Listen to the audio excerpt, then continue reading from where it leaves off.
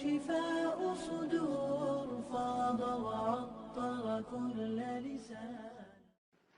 نحمده ونصلي على رسوله الكريم اما بعد فاعوذ بالله من الشيطان الرجيم. بسم الله الرحمن الرحيم. رب اشرح لي صدري ويسر لي امري واحلل عقدة من لساني يفقهوا قولي.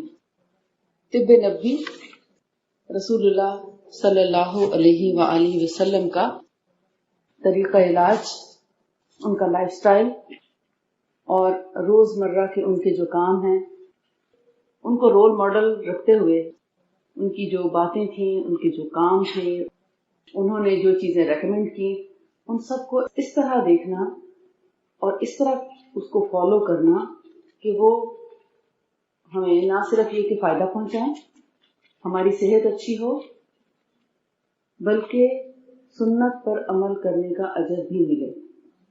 تو اس نیت کے ساتھ ہم انشاءاللہ آج آغاز کرتے ہیں. صرف دنیا کے فائدے کے لیے نہیں، بلکہ آخرت کے فائدے کو پریفرنس دیتے ہوئے دنیا کے فائدے کو بھی حاصل کرنا ہے. ربنا آتنا فی الدنیا حسنہ وفی الآخرۃ حسنہ وقنا عذاب النار. یا اللہ ہمیں دنیا کا فائدہ بھی دے، خیر اور بھلائی عطا فرما، اور آخرت کا بھی عطا فرما، اور آگ کے عذاب سے بچا. تو یہ جب قرآن ہم پڑھتے ہیں تب بھی ہمارے مد نظر یہی دعا ہونی چاہیے، اور جب ہم سنت کو فالو کرتے ہیں تو تب بھی ہمارے مد نظر یہی بات ہونی چاہیے. مومن جو ہے وہ رہتا اس دنیا میں ہے، مگر اس کی نظر جو ہے وہ آفاق میں گم ہوتی ہے. بقول علامہ اقبال کہ مومن ہے تو آفاق میں گم ہے. قرآن کا علم کس نے دیا؟ اللہ کے رسول صلی اللہ علیہ وآلہ وسلم نے. جس طرح انہوں نے قرآن کا علم ہم تک پہنچایا، اسی طرح صحت کا علم بھی ہم تک پہنچا ہے. جتنے بھی انبیاء آئے، آپ کے لیے عجیب بات ہوگی کہ جتنے بھی انبیاء اور رسول اللہ تعالیٰ نے اس دنیا میں بھیجے، انہوں نے لوگوں کو، انسانوں کو اللہ سے جوڑا، اللہ تعالیٰ کی شناسائی کرائی، اس کی پہچان کرائی، سیدھا راستہ بتایا، نیکیوں کی طرف بلایا، اور برے راستے کی بھی خبر دی کہ کون سے اچھے کام ہیں، حسنات کیا ہیں اور سیئات کیا ہیں. یہ ساری چیزیں بتائی ہر نبی نے اور ہر رسول نے. تو ساتھ ہی ساتھ انسان جب بیمار ہوتے تھے، نبی ان کا علاج بھی بتاتے تھے. ہر نبی کو صحت کا علم دیا گیا کہ انبیاء کی سنت ہے کہ انسان جب بیمار ہو تو وہ شفا کے بارے میں معلومات حاصل کر کے رکھے. اور اسپیشلی ماؤں کو بہت زیادہ ضرورت. ماں ہی بچے پالتی ہے، مرد تو بچے نہیں پیدا کرتے، عورت نے ہی کرنا ہے. اور جب ایک عورت بچہ پیدا کرتی ہے تو اس کی ساری ذمہ داری، زیادہ تر ذمہ داری ماں پر ہوتی ہے، کیونکہ مردوں کو طریقہ نہیں آتا. جو پیدا کرنے والی ہے وہ زیادہ اچھے طریقے سے بچے کی خبر رکھ سکتی ہے اور اس کو سنبھال سکتی ہے. لہذا ایک عورت کو صحت کا علم دینا گویا پورے کنبے کی صحت کا ضامن، اور ایک مرد جو ہے وہ اتنے وسعت میں نہیں جا سکتا جتنا کہ ایک عورت جو ہے وہ اپنے گھر میں رول پلے کر سکتی. لہذا انبیاء نے تو چونکہ تعلیم دینی ہے، ان سے عورتیں بھی سیکھتی ہیں، ان سے مرد بھی سیکھتے ہیں. سب سے پہلی جو میڈیکل بک لکھی گئی وہ حضرت داؤد علیہ السلام نے لکھی، کیونکہ ان کے ساتھ ہر درخت، پودا، پہاڑ ان سے باتیں کرتے تھے، حتیٰ کہ ہوا بھی، کہ کس رخ کی ہوا چلے گی تو کیسا موسم ہوگا، اور پھر اس کے بعد کیا کیا تکالیف انسان کو پہنچ سکتی ہیں جو اپنی کیئر نہیں کریں گے. لیکن جو لوگ اپنی حفاظت کرنا جانیں، سردی اور گرمی کو پہچانیں، اس کے مطابق اپنے جسم کی اور اپنے گھر کی اور اپنے بچوں کی ان کی حفاظت کرنا جانیں، تو ایسے لوگ بیماری سے بچ جاتے ہیں. اب اگر ہر نبی نے یہ علم دیا ہے، اور اسپیشلی نبی صلی اللہ علیہ وآلہ وسلم کے ذریعے جو ہم کو علم ملا ہے، آج کے دور میں اس کو سیکھنا بہت ضروری ہے. اگر ہم اس کو نہیں سیکھیں گے تو پھر وہ بیماریاں جو پہلے دور میں نہیں تھیں، آج کے دور کی نئی نئی بیماریوں کے نام آپ سب جانتے ہیں. دنیا میں جتنے ہاسپٹلس اب قائم ہو چکے ہیں، اس سے پہلے اتنے ہاسپٹلس بھی کبھی نہ تھے. اور دنیا بیمار جتنی اب ہے، اس سے پہلے اتنی بیمار بھی کبھی نہ تھی. کبھی کبھی وبائیں آیا کرتی تھیں، لوگ وبا کی زد میں آتے تھے، ٹی بی ہے، پولیو ہے، یا جیسے پلیگ وغیرہ پھیلتا تھا کبھی، تو اس میں کافی علاقے جو ہیں وہ آ جایا کرتے تھے. تو وہ یہ ایک وبائی امراض جب پھیلتے تھے تو انسانوں کی ہلاکتیں ہو جایا کرتی تھی. ادروائز لوگوں میں چھوٹی موٹی بیماریاں آتی اور لوگ اس سے شفا پا جاتے. مگر آپ دیکھتے ہیں کہ اتنے ہاسپٹلز بننے کے باوجود، اتنی ویکسینیشن کے باوجود بھی وبائیں آج بھی آتی ہیں اور لوگ متاثر ہوتے ہیں. مگر جو بنیادی علم ہے صحت کا، وہ اگر ہم سب سیکھ لیں، اس کے لیے کوئی میڈیکل کی ڈگری لینا ضروری نہیں، کیونکہ میڈیکل کی ڈگری لینا اس وقت ضروری ہے جب کیمیکل بیسڈ میڈیسن آپ انسانوں کو دیتے ہیں. اس میں اس کے ایک ایک پوائنٹ کا خیال رکھنا ضروری ہوتا ہے، اس کے ٹائمنگز کا خیال رکھنا ضروری ہوتا ہے، اس کی ڈوز جو ہے وہ مقرر کی جاتی ہے، اس کے بار بار ٹیسٹ کیے جاتے ہیں کیونکہ کیمیکلز دیے جاتے ہیں. تو کیمیکلز جو ہیں وہ جہاں انسانوں کو فائدہ دیتے ہیں وہاں نقصان بھی پہنچاتے ہیں. لیکن جو چیز اور جو علاج نبی صلی اللہ علیہ وآلہ وسلم سے ہم تک پہنچا ہے، اس میں کسی قسم کا کوئی کیمیکل نہیں شامل کیا گیا. لہٰذا یہ نیچرل وے آف ٹریٹمنٹ ہے، اس کے لیے بہت بڑے کوئی ڈگریز لینے کی ضرورت نہیں، البتہ اس کا پراپر علم ہونا ضروری ہے. کیونکہ جب ایک چیز رواج پانے لگتی ہے سوسائٹی میں تو اس میں بہت سے لوگ کھڑے ہو جاتے ہیں کہ ہمیں اس کے بارے میں یہ علم ہے اور ہمارے پاس یہ چیز ہے. اصل بات یہ ہے کہ اگر تو نیچرل چیز، جس کا بھی میں آپ کو کچھ ٹریٹمنٹس بتاؤں گی، اس سے پہلے بتانا یہ ضروری ہے کہ اگر تو وہ چیز خالص ہے، پیور ہے، فریش ہے، اوریجنل ہے، تب تو وہ کام کرے گی.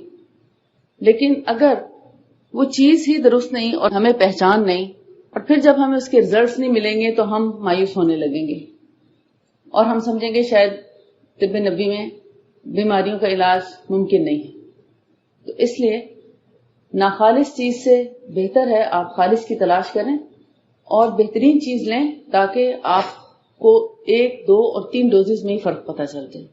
کیونکہ الحمدللہ اپنے کلینکل پریکٹس میں دیکھتی ہوں کہ ٹانسلائٹس جتنے بھی شدید ہوں، کتنے ہی گلے ہوئے، بہت زیادہ زخم سے بھرے ہوئے بھی ہوں، پس پڑی بھی ہو، 3 ڈوزز میں ٹھیک ہوتے ہیں.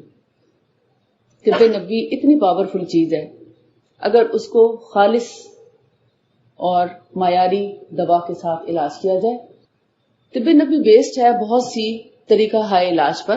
مثال کے طور پر اس کا ایک پہلو یہ ہے کہ آپ دعا، رقیہ، دم، وضو، نماز، روزہ، ان سے علاج کریں. نماز بہت سی بیماریوں سے ہمیں بچا لیتی ہے. اسی طرح روزہ ہمیں، اب رمضان آنے والا ہے، روزہ ہمیں بہت سی بیماریوں سے بچا لیتا ہے. میں چند ایک کا ذکر کرتی جاؤں گی تاکہ آپ لوگ روزے کو خوشی خوشی سے رکھنے کی کوشش کریں اور بلا وجہ فدیہ دے کے اور اپنے آپ کو، جیسے کہتے ہیں نا، اگر ہلکی پھلکی تکلیف ہے تو روزہ نہ رکھنے کو ترجیح نہ دیں بلکہ روزہ رکھنے ہی کو ترجیح دیں. امام ابن القیم الجوزی امام ابن تیمیہ کے بہت اچھے شاگرد تھے، جنہوں نے بہت سی بہترین کتابیں لکھی اور دنیا کو بہت فیض پہنچایا. لوگوں کے علم، تقوی اور ان کے حسنات میں اضافہ کے باعث بنے، بہت اجر کمایا.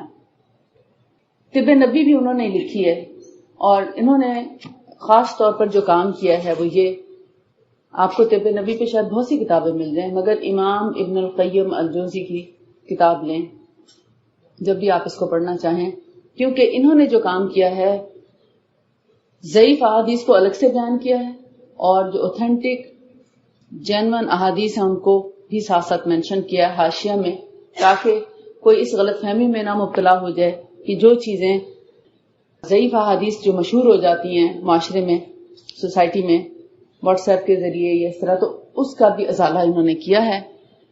میں کوشش کر رہی ہوں کہ ایک ایسی کتاب طب نبوی کی لکھ سکوں جس میں صرف صحیح احادیث ہوں، اس میں ضعیف احادیث کو نکال دیا جائے تاکہ لوگ کنفیوز نہ ہو. بعض اوقات ہم حاشیہ نہیں پڑھتے اور اس کو اوپر سے پڑھ لیتے ہیں اور سمجھتے ہیں کہ یہ بات درست ہے. اس سے پھر ہمیں جب فائدہ نہیں ہوتا تو ہم یہ بھول جاتے ہیں کہ یہ تو اس کی تو اوتھینٹسٹی نہیں ہے، یہ تو صحیح حدیث ہی نہیں تھی. اب دیکھیں آپ حیران ہوں گے کہ نماز، روزہ، وضو یہ کیسے ہمارا علاج کرتے ہیں، اس سے کیسے علاج ہوتا ہے. اب دیکھیں جو تسکین، جو سکون قلب اور جو اللہ سے تعلق آپ کو ان فرائض میں ملتا ہے وہ دنیا کی کسی چیز میں نہیں مل سکتے. کہتے ہیں کہ فرض روزوں کے علاوہ نفل روزے بھی صحت کے لیے بہت مفید ہیں. فرض روزے تب آنے والے ہیں رمضان کے، انشاءاللہ اللہ تعالیٰ خیریت سے لائے اور سب کو اس سے بھرپور فائدہ اٹھانے کی توفیق عطا فرمائے، کیونکہ رمضان آتا ہے ہماری بخشش کرانے کے لیے. تو اس کو بہت اچھے سے منانا چاہیے. جیسے ایک بہت فیوریٹ کوئی مہمان آتا ہے اور آپ اس کے لیے جو کچھ کرنا چاہتے ہیں اور جس طرح تیاری کرتے ہیں، آپ سمجھیں کہ یہ رمضان جو ہے آپ کا سب سے فیوریٹ مہمان ہے. چند دن کے لیے آئے گا پھر چلا جائے گا، ہمیشہ کے لیے نہیں ہے کہ آپ کو ہمیشہ روزے رکھنے کے لیے آ رہا ہے. سال میں ایک مہینہ ہے، اس کو انجوائے کریں رمضان. اور یہ سوچیں کہ جب بھوک لگے گی تو سوچیں آپ کے گناہ جھڑ رہے ہیں. اپنی زبان کی حفاظت کریں، اپنا تعلق اللہ سے مضبوط کریں، قرآن زیادہ سے زیادہ کثرت سے پڑھیں، کیونکہ قرآن جتنا پڑھیں گے اس میں بھی آپ کو ثواب بھی ملے گا، آپ کے گناہوں کی بخشش ہوگی. اور جب بھوک لگے گی تو اس وقت بھی آپ یہ فیل کریں گے کہ میرا رب تو جانتا ہے کہ میں اس کی خاطر بھوک برداشت کر رہی ہوں. تو اس کا اظہار مت کریں کسی کے سامنے کہ مجھے بہت بھوک لگ رہی ہے، بہت روزہ لگ رہا ہے، آج تو بہت گرمی کا دن ہے، بڑا لمبا ہو گیا روزہ، دن بہت لمبے ہیں. یہ باتیں بار بار نہ کریں، اس سے ہم اپنے روزے کو نقصان پہنچاتے ہیں. امام ابن القیم الجوزی جو ہیں وہ کہتے ہیں کہ روزہ رکھنا روحانی، قلبی اور جسمانی بیماریوں سے بچاؤ کے لیے ایک ڈھال ہے.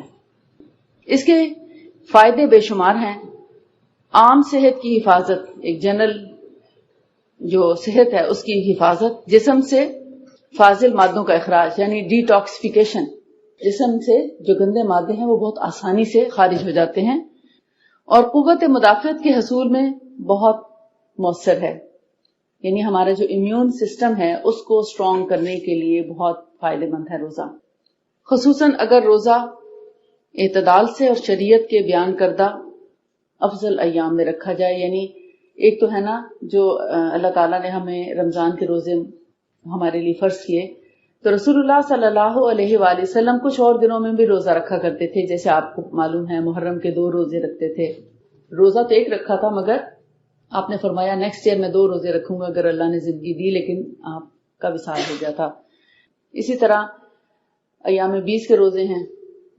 ہر مہینے میں 3 دن روزے رکھنے کی ترغیب دی گئی اسلام میں، اور فرمایا رسول اللہ صلی اللہ علیہ وآلہ وسلم نے کہ جو ایک مہینے میں یعنی ہر مہینے کے 3 روزے رکھ لے تو اس کو خوشخبری دی ہے کہ اس کو اتنا اجر مل سکتا ہے جیسے گویا کہ وہ سارا سال ہی روزے سے رہا. یعنی اگر ہر مہینے 3 روزے کسی بھی دن رکھ لیے جائیں. افضل ایام بھی بتائے 13، 14، 15 چاند کی تاریخیں. اگر اس میں کوئی نہیں رکھ سکتا، اگر کسی کو انہی دنوں میں مینسز آتے ہیں اور وہ نہیں رکھ سکتا تو پھر اس کا مطلب ہے وہ کبھی بھی روزہ نہ رکھ سکے خاتون ہو. تو آپ نے فرمایا کسی بھی دن رکھ لے تو اس کو یہ اجر مل جائے گا. پھر اسی طرح حج کے دنوں میں، حج سے جو پہلے کے 9 دن ہیں، ان روزوں کا ثواب جو ہے رمضان کے بعد سب سے زیادہ ان روزوں کا ثواب ہے. اجر اور ثواب اور ان کی قدر و قیمت بہت زیادہ ہے. آپ کو معلوم ہے کہ نبی صلی اللہ علیہ وآلہ وسلم منڈے اور تھرسڈے کو بھی روزہ رکھا کرتے تھے اور اس کو پسند کرتے تھے. ایام 20 کے روزے جن کو بولا جاتا ہے 13، 14، 15 تاریخوں کا، آپ صلی اللہ علیہ وآلہ وسلم چاہے سفر میں ہوتے یا گھر پہ ہوتے ہر حال میں وہ روزے رکھتے. حالانکہ رمضان کے روزے کیا حکم ہے کہ اگر کوئی مریض ہو یا سفر پر ہو تو وہ دوسرے دنوں میں رکھ سکتا ہے، اس کو اللہ نے اجازت دی ہے. جیسے اگر کوئی حمل سے ہے یا اگر کسی کو پیریڈز ہو گئے ہیں یا بخار ہے یا کوئی اور بیماری تکلیف ایسی ہے جس میں روزہ رکھنا اس کے لیے بھی پاسبل نہیں ہے کہ روزہ رکھنے سے ہو سکتا ہے اس کی بیماری بڑھ جائے، تو اس کو اجازت ہے کہ وہ ان دنوں کا فدیہ دے دے اور بعد میں روزے پورے کر لے. لیکن اگر رمضان کے اندر روزہ رکھ سکتا ہے تو ایک روزے کا اجر 10 گنا ہے، یعنی 10 روزوں کے برابر ہے رمضان کے دنوں کا، جبکہ باقی دنوں میں ایک دن کا ہی اجر ملتا ہے. ہاں رمضان کے بعد جو شوال آتا ہے اس کے جو 6 روزے ہیں آپ صلی اللہ علیہ وسلم نے فرمایا کہ جس نے پورے رمضان کے روزے رکھے ایمان اور احتساب کے ساتھ اور پھر شوال کے بھی 6 روزے رکھے تو ان سب کا اجر سال بھر کے روزوں کے برابر ہو جاتا ہے. شوال کے روزے بھی بڑے قیمتی روزے ہیں. اور اسی طرح رسول اللہ صلی اللہ علیہ وسلم شعبان میں رمضان کے علاوہ کسی بھی مہینے سے زیادہ شعبان میں روزے رکھا کرتے تھے. رسول اللہ صلی اللہ علیہ وآلہ وسلم اکثر روزہ رکھتے تھے. سوچنے کی بات ہے، میں صرف اس لیے اس پر فوکس کریں کیونکہ رمضان آ رہا ہے اور ہم دل میں یہ نہ رکھیں کہ شاید روزہ رکھنے سے ہم کمزور ہو جائیں گے. بہت سی ماؤں کا یہ خیال ہوتا ہے کہ بچے ابھی چھوٹے ہیں روزہ نہ رکھیں کیونکہ کمزور ہو جائیں گے اور یہ پڑھیں گے کیسے، شاید ان کا دماغی کمزوری ہو جائے گی. تو ایسا نہیں ہے. رسول اللہ صلی اللہ علیہ وآلہ وسلم اتنے زیادہ روزہ رکھنے کے بعد اتنے جسمانی طور پر مضبوط تھے کہ ایک دفعہ وہاں کے ایک بہت بڑے پہلوان کے ساتھ آپ کا مقابلہ ہوا تو آپ صلی اللہ علیہ وآلہ وسلم نے اس کو پچھاڑ دیا. تو گویا رسول اللہ صلی اللہ علیہ وآلہ وسلم کے زمانے میں آپ کے مقابلے کا کوئی انسان نہ تھا. کوئی سوچ سکتا ہے کہ کبھی 2 سے 3 مہینے بھی روٹی نہیں ملتی تھی، نہیں کھاتے تھے، صرف کھجور اور پانی، 2 چیزوں پہ گزارا ہوتا تھا. اتنی کم خوراک. تو اس کا کیا مطلب ہے؟ کم کھانا صحت ہے، زیادہ کھانا صحت نہیں ہے. ہمارا کانسیپٹ آج یہ بن چکا ہے کہ ہم جتنا زیادہ کھانا کھائیں گے اتنے صحت مند رہیں گے، جبکہ پیٹ بھر کر کھانا انسان کو سست بنا دیتا ہے. اس کو نیند آنے لگتی ہے. اس کا پیٹ جب بھر جاتا ہے تو وہ سوچنے سمجھنے کے قابل نہیں رہتا، سستی ہونے لگتی ہے. جب تک بہت زیادہ دیر تک نہ سوئے وہ اٹھ کر کچھ کرنے کے قابل نہیں رہتا. اور جتنا کم کھانا کھائے گا اتنا سارا دن بھی کام کرے گا تو نہیں تھکے گا. تو رسول اللہ صلی اللہ علیہ وآلہ وسلم کم کھاتے اور کم سوتے تھے. ہم چونکہ زیادہ کھاتے ہیں اس لیے ہمیں سونے کی بھی زیادہ ضرورت پڑتی ہے. ایک بادشاہ تھا، اس نے نبی صلی اللہ علیہ وسلم کو ایک حکیم تحفے کے طور پر بھیجا تھا اور کہا کہ تم جاؤ اور رسول اللہ صلی اللہ علیہ وسلم اور صحابہ کرام کا تم علاج کیا کرنا جب وہ بیمار ہوں گے. وہ آ کے ان کے پاس رہا، دن گزارتا رات گزارتا، دیکھتا رہتا کوئی بیماری نہ ہوتا، کیونکہ ان کی خوراک اتنی کم تھی. اگر کوئی بیمار ہو بھی جاتا وہ ایسی چیزیں لیتے تھے کہ فوراً ٹھیک ہو جاتے تھے. ان کی بیماری لمبی نہیں جاتی تھی جیسے آج کے دور میں ہر بیماری مرنے دم تک لگی رہتی ہے.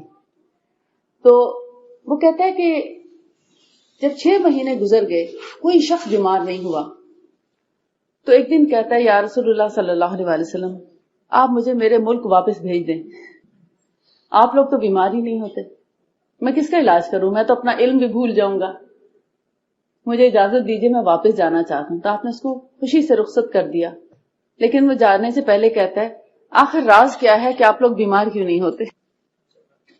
تو آپ نے فرمایا ہم کم کھانا کھاتے ہیں اور کم سوتے ہیں اور کم بولتے ہیں.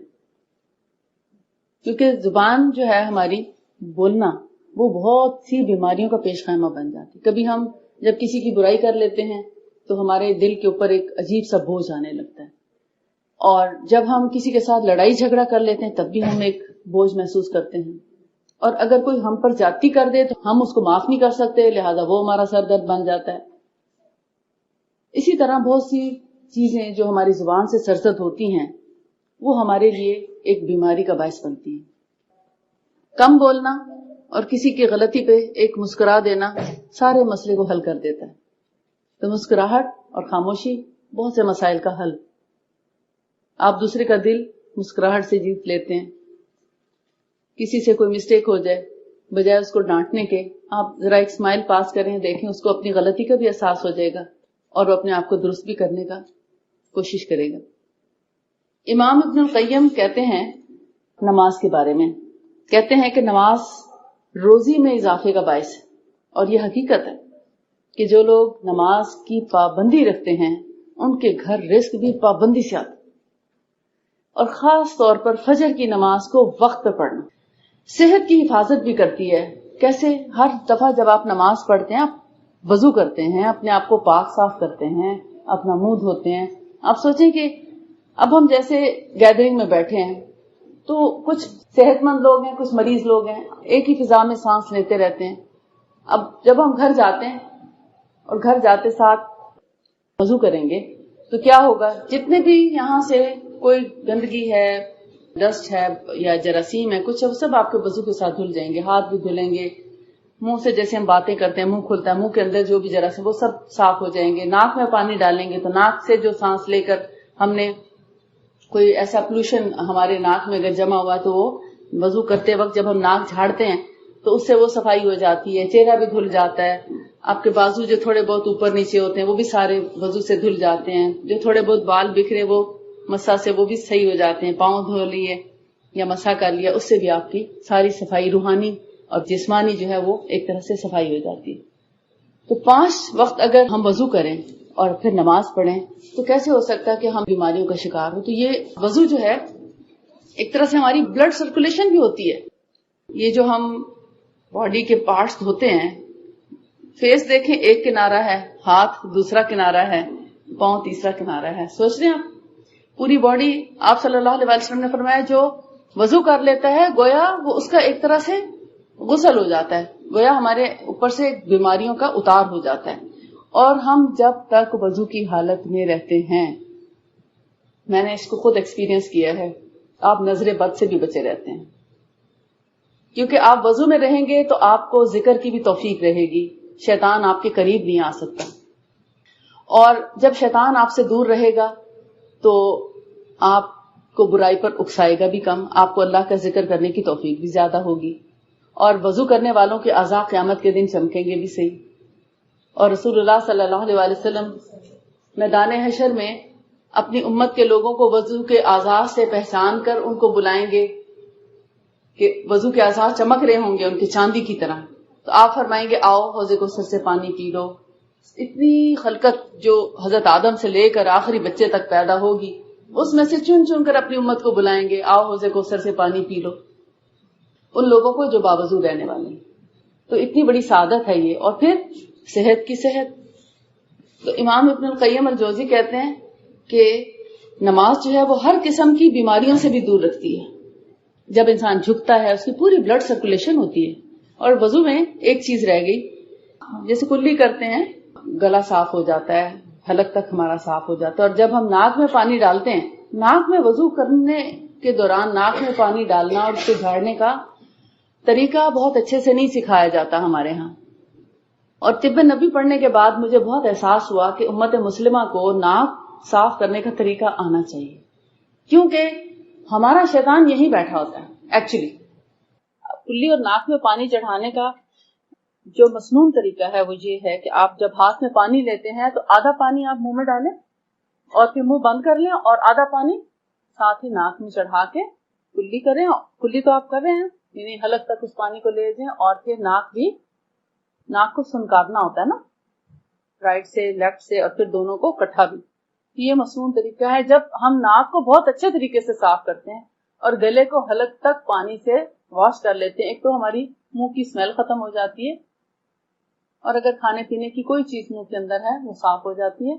اس سے ہمارا گلے کی خرابی سے بھی نجات ہوتی ہے. ثواب تو اپنی جگہ ہے، مگر اس کا میڈیکل فائدہ یہ ہے کہ آپ کا منہ اور ناک بہت اچھے سے صاف ہو جاتا ہے. بہت سے لوگوں کو جن کو سائنس کا پرابلم ہے وہ پراپر طریقے سے ناک کو صاف کرنے کی وجہ سے سائنس اور پالپس وغیرہ جیسی یا جیسے ڈی این ایس کے پرابلم سے کافی حد تک بچ سکتے ہیں. کیونکہ ناک کو اچھے طریقے سے صاف کرنے کا مقصد یہ ہے کہ آپ جیسے اسپیشلی میں سمجھتی ہوں صبح فجر کے وقت، فجر کی نماز کے لیے جب آپ وضو کرتے ہیں تو جو شیطان ناک کی سونٹ پہ رات گزارتا ہے اس کو ایک طرح سے نکال دیتے ہیں جب آپ ناک میں پانی چڑھا کر زور سے سنکارتے ہیں. ٹھیک، تو یہ سنت طریقہ ہے. اس کے مطابق کرنے سے آپ کو حلق، گلے اور ناک کی بہت سی بیماریوں سے نجات مل جاتی ہے. حضرت سلمان فارسی کہتے ہیں کہ اللہ کے رسول صلی اللہ علیہ وسلم نے ارشاد فرمایا، تہجد کی نماز کو لازم پکڑو کیونکہ یہ تم سے پہلے کے نیک لوگوں اور انبیاء وغیرہ کا طریقہ ہے، اس کو بھی لازم پکڑو. اللہ تعالیٰ نے ہم پر فرض نہیں کی، لیکن آپ نے فرمایا کہ تمہارے لیے بڑے فائدے کی چیز ہے اگر تم جان لو. اس تہجد کی نماز سے تم اپنے رب سے قریب ہو جاؤ گے اور یہ تمہارے پچھلے گناہوں کے کفارے کا باعث بن جائے گی اور جسم کو بیماریوں سے دور کرے گی. اور ابھی ریسنٹلی یو کے میں ریسرچ ہوئی ڈپریشن کے مریضوں پر، اور تھاؤزنڈز میں وہ لوگ تھے. دو انہوں نے حصے کیے لوگوں کے، یعنی دو گروپ سے، اے اور بی. ایک گروپ کو انہوں نے بولا کہ تم لوگ رات کو دیر سے سو گے اور دیر سے اٹھو گے، صرف دیکھیں ایک سنت چھوڑی انہوں نے. اور دوسرے گروپ کو کہا کہ تم رات کو جلدی سو اور صبح جلدی اٹھو، بلکہ نہیں 3 گروپ تھے، سوری. تو انہوں نے ایک نے بس صرف رات کو دیر سے سونا اور دیر سے اٹھنا تھا، دوسرے نے رات کو جلدی سونا اور جلدی اٹھنا تھا، اور تیسرے گروپ نے نماز بھی پڑھنی تھی، وہ تہجد بھی پڑھتے تھے. جو دوسرے گروپ والے ہیں وہ صرف فجر پڑھتے تھے، مگر وہ جو تیسرا گروپ تھا وہ تہجد بھی پڑھتے تھے. تو جو دیر سے سو کے دیر سے اٹھتے تھے ان میں سے کوئی بھی بیمار ڈپریشن کا مریض ٹھیک نہیں ہوا. جو فجر پڑھنے والے لوگ تھے وہ کچھ ٹھیک ہو گئے اور کچھ ٹھیک نہیں ہوئے، یا ان کا لیول قدرے کم ہوا. اور جو تہجد پڑھنے والے تھے وہ سارے کے سارے ٹھیک ہو گئے. بیماریوں سے اس طریقے سے نماز دور کرتی ہے، کیونکہ اللہ تعالیٰ اس وقت بہت قریب ہوتا ہے. اس وقت آپ دیکھیں گے رسول اللہ صلی اللہ علیہ وسلم کی غذاؤں پر بہت ریسرچز ہو رہی ہیں، ان کی اداؤں پر بڑی ریسرچز ہو رہی ہیں، ان کے کاموں پر، ان کے افعال پر، ان کی سب چیزوں پر. اور انشاءاللہ وہ وقت آنے والا ہے جب دنیا دیکھ لے گی کہ جتنی بھی اس وقت دوائیں موجود ہیں، جتنے بھی ہاسپٹل موجود ہیں، یہ سب کے سب کاروبار بن چکے ہیں. اور یہاں پر مریض تیار کیے جاتے ہیں، اور میں آپ کو ثابت کر کے بتا سکتی ہوں، ابھی اتنا وقت نہیں ہوگا کہ میں آپ کو بہت ڈیٹیل میں بتاؤں، سمپلی بتا دیتی ہوں. مثال کے طور پر جو غذا ہم کھا رہے ہیں، جو پانی ہم پی رہے ہیں، جو دودھ ہم روزانہ پیتے ہیں، جو دہی ہم روزانہ کھاتے ہیں، جو کھانا ہم روزانہ، جو فروزن فوڈ لے کر آتے ہیں، جو گوشت لے کر آتے ہیں فروزن، بوائلڈ چیزیں آپ کو، پکی پکائی چیزیں جو ہیں ٹن پیکس میں مل رہی ہیں، یہ سب مریض تیار ہو رہے ہیں. کھانوں سے مالز بھرے پڑے، ڈرائیڈ فوڈ بھری پڑی، ہر چیز پکی پکائی، فریزر بھرے پڑے، گوشت سے بھرے پڑے ہیں، پکے پکائے کھانوں سے بھرے ہوئے ہیں، پراٹھوں سے بھرے ہوئے ہیں، اور کیا سبزیاں کٹی کٹائی بنی ہوئی رکھی ہیں اس کے اندر. آپ کے لیے بہت آسانیاں ہیں. ابلے ہوئے چنے آپ کو مل جاتے ہیں، آپ جھٹ پٹ چاٹ تیار کر لیتے ہیں. لوبیا بینز آپ کو بنے بنائے مل جاتے ہیں، سیلڈ بنے ہوئے مل جاتے ہیں. ٹھیک ہے جی، آسانی تو بہت ہے، خوبصورتی بھی بہت ہے، مزہ بھی بہت ہے، مگر دراصل یہ پیشنٹ تیار کرتے ہیں. کس طرح؟ آپ کو کباب اور نہ جانے کیا کیا نگٹس وغیرہ سب بنے بنائے. یہ سب چیزیں کیسے فریش رہتی ہیں اتنا عرصہ، اتنی لانگ ایکسپائری کے ساتھ کیسے رہ رہی ہیں؟ ان کے اندر پریزرویٹوز ملائے ہوئے ہیں، ایسے زہر ملا رکھے ہیں جن کی وجہ سے جراثیم ان کو نہیں چھوتے اور وہ خراب نہیں ہوتے. جب وہ لگا ہوا زہر ہمارے جسم میں جاتا ہے تو کیا وہ ہم ٹھیک رہیں گے اس کو کھا کے؟ تھوڑے تھوڑے تو ہم بھی مریں گے نا، تھوڑے تھوڑے تو ہمیں بھی نقصان پہنچائیں گے نا. ہم کہتے ہیں ہم سے اٹھا نہیں جاتا صبح. اب کتنے لوگ ہیں جھکے بیٹھے ہیں، ہم سے کمر سیدھی رکھ کے بیٹھا نہیں جاتا کیونکہ ہمت نہیں ہے. کھانے ایسے کھائے جا رہے ہیں جو سلو پوائزن ہے. چینی کو دیکھیں، اتنی زیادہ کثرت سے ہم لوگ استعمال کرتے ہیں سویٹ ڈشز میں، حلووں میں، شربت میں، جوسز میں، مختلف سافٹ ڈرنکس میں، cake, pastries, chocolates, sweets, candies, کیا کچھ ہے، بھرمار ہے کھانوں کی، مگر یہ مریض تیار کر رہے ہیں. چینی کی ہمارے جسم کو قطعاً ضرورت نہیں. اللہ تعالیٰ نے میٹھے کے لیے بہترین پھل پیدا کر رکھے، کھجوریں ہیں، فروٹس ہیں، ہر طرح کے. کم میٹھے والے پسند ہے. اللہ نے ہر انسان کے پسند اور ذائقے کو دیکھتے ہوئے پھیکے بھی ہیں، کم میٹھے والے بھی ہیں، زیادہ میٹھے والے بھی، بہت زیادہ میٹھے پھل بھی ہیں. ان سے ہم اپنے میٹھے کی شوگر لیول کو بڑا اچھا مینٹین کر سکتے ہیں. دودھ میں لوگ سمجھتے ہیں چینی ڈالنا بہت ضروری ہے پیتے وقت. ایک کھجور لے کے آپ دودھ کا گلاس بڑے اچھے طریقے سے پیئیں، آپ کو زیادہ اچھی نیوٹریشن ملے گی، کوئی نقصان نہیں ہوگا. چینی بیسیکلی گلوکوز میں تبدیل ہو کر ہمارے جگر میں بیٹھ جاتی ہے. اب حرکت تو ہم کرتے نہیں. صبح کا ناشتہ کیا، بیٹھے بیٹھے دوپہر کے کھانے کا ٹائم آ جاتا ہے. چاہے آپ آفس میں بیٹھے ہیں، چاہے آپ گھر میں بیٹھے ہیں، چاہے پڑھنے کے لیے بیٹھے ہیں یا پڑھانے کے لیے بیٹھے ہیں، آپ کا بیٹھے بیٹھے وہ وقت آ جاتا ہے دوسرے کھانے کا. آپ نے کوئی جسمانی ایکٹیویٹی تو کی نہیں ہوتی، لہٰذا وہ ساری کی ساری جو گلوکوز آپ کے باڈی کے اندر ہے وہ اسی طرح پڑی رہ جاتی ہے. آپ اوپر سے پھر روٹی کھاتے ہیں، کھانا کھاتے ہیں، وہ پھر گلوکوز میں تبدیل ہو کر وہ روٹی بھی وہ سب ڈمپ ہو جاتی ہے ہمارے لیور میں. ایک وقت آتا ہے یا تو لیور فیٹی لیور کہلانے لگتا ہے، یا پھر وہ انلارجمنٹ آ جاتی ہے، یا اس میں سویلنگ آنے لگتی ہے، کئی قسم کی لیور ڈیزیزیں شروع ہو جاتی ہیں، اور نہیں تو ڈائبٹیز ہو جاتی ہے. اب ایسی چینی آ گئی ہے جس میں کینٹرل ہے یا ڈفرینٹ ٹائپس کی، جس سے ہمارے جسم کو جو ہے وہ نقصان پہنچتا ہے. الٹا زیادہ کیمیکل بیسڈ ہے وہ چیز. چینی کو تو ہمارا لیور پہچانتا ہے، اس کو اپنے اندر اسٹور کر لیتا ہے، اور جو کینٹرل وغیرہ ان کو پہچانتا ہی نہیں ہمارا جسم، وہ ڈائریکٹ بلڈ میں شامل ہو جاتی ہے اور وہ زیادہ نقصان پہنچاتی ہے. اور چینی سب سے بڑا سورس ہے کینسر کا. چینی اور چینی سے بنی ہوئی چیزیں، سویٹ ڈشز، آئس کریمیں، سب کچھ یہ جتنا میٹھا ہے سب کا سب کینسر تیار کر. اب جب ہم ایسی چیزیں کھائیں گے تو ہم تو یعنی بیمار ہوں گے نا. اور بلڈ پریشر کے جو مریض ہیں، شوگر کے مریض ہیں، اس کے علاوہ کولیسٹرول ہے، بھی الرجی کے پیشنٹ ہیں، ایک دوا جب ڈاکٹر لکھ کے دیتا ہے ساتھ میں یہ بھی خوشخبری دے دیتا ہے کہ آپ نے اب ہمیشہ ہی کھانی، چھوڑ نہیں سکتے. تو پیشنٹ تو تیار ہو گیا، ان کا بزنس سٹارٹ ہو گیا. بھائی علاج تو وہ ہے کہ آپ 3 مہینے یا 6 مہینے یا بہت ہو گیا تو میکسیمم 1 سال علاج کرائیں اور جان چھوڑیں دواؤں سے. یہ کیسا علاج ہے کہ آپ کو جب ایک گولی شروع کی جاتی ہے وہ ایک گولی نہیں رہتی، اس کے بعد 2 سے 3 ہو جاتی ہیں، مگر وہ اس کا خاتمہ نہیں ہوتا. یہ کیسا علاج ہے؟ جبکہ نبی صلی اللہ علیہ وسلم کے طریقہ علاج میں دیکھیں تو آپ کہتے ہیں نماز ہی پڑھو اس میں بڑی شفا ہے، وضو کر لو اس میں بڑی شفا ہے، روزہ رکھ لو اس میں کتنی شفا ہے، مفت کے علاج ہے. قرآن پاک پڑھیں تو اس میں ہمارے لیے کتنی شفا ہے. اب دیکھیں، ایک جو نماز ہے روزی میں اضافے کا سبب ہے، صحت کی حفاظت کرتی ہے، ہر قسم کی تکلیف دور کرتی ہے، بیماریوں سے محفوظ رکھتی ہے، دل کو تقویت دیتی ہے، چہرے کو روشن بنا دیتی ہے، روح کو تسکین دیتی ہے، سستی کو دور کرتی ہے، اعضاء میں چستی پیدا کرتی ہے، ہمارے جو قوا ہیں ان کو مضبوط بناتی ہے، سینے کو کشادہ کرتی ہے، روح کی غذا ہے، دل کو روشن کرتی ہے، نعمتوں کی حفاظت کرتی ہے.